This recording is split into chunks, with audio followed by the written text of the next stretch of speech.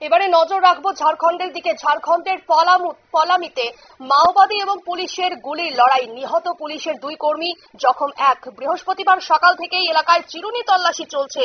আবারও জানিয়ে রাখছি, ঝাড়খণ্ডের পলামুতে মাওবাদী পুলিশের গুলির লড়াই, নিহত পুলিশের 2 কর্মী, জখম 1। বৃহস্পতিবার সকাল থেকেই এলাকায় চিরুনি তল্লাশি চলছে। এ ব্যাপারে বিস্তারিত জানবো, আমাদের সঙ্গে রয়েছে প্রতিনিধি সোমনাথ মুখোপাধ্যায়।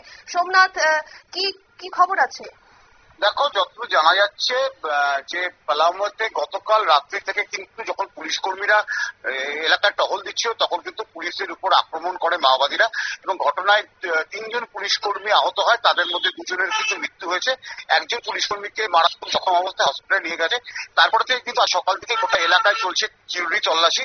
উল্লেখ্য, বেশ কিছুদিন ধরেই কিন্তু মাওবাদীদের বিভিন্ন মাওবাদী নেতারা কিন্তু একের পর এক আত্মসমর্পণ করেছে। কেউ কেউ আর পুলিশের এনকাউন্টারে মারা গেছে।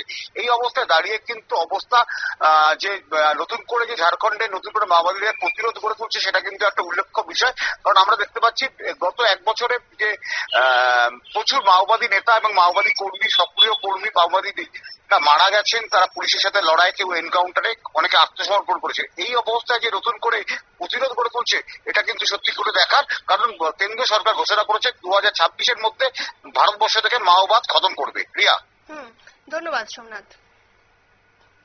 আপনারা শুনলেন, অর্থাৎ যেমনটা জানা গেল, গত কয়েকদিন ধরেই কিন্তু প্রচুর মাওবাদী তার মধ্যে মারা গেছে এবং তার মধ্যে আত্মসমর্পণও করেছে। এবং আবারও ঝাড়খণ্ডের পলামুতে মাওবাদী এবং পুলিশের গুলির লড়াই, এবং সেই গুলির লড়াইয়ে নিহত 2 কর্মী এবং জখম 1। নিয়ে নিচ্ছে ছোট্ট একটি বিজ্ঞাপন বিরতির সঙ্গে থাকুন।